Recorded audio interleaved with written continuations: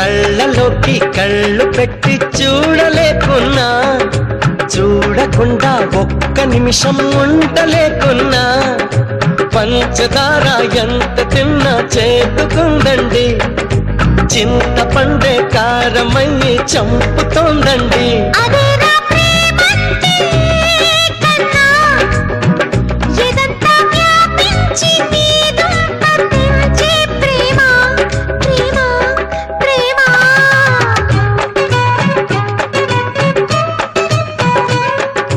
కళ్ళలోకి కళ్ళు పెట్టి చూడలేకున్నా, చూడకుండా ఒక్క నిమిషం ఉండలేకున్నా.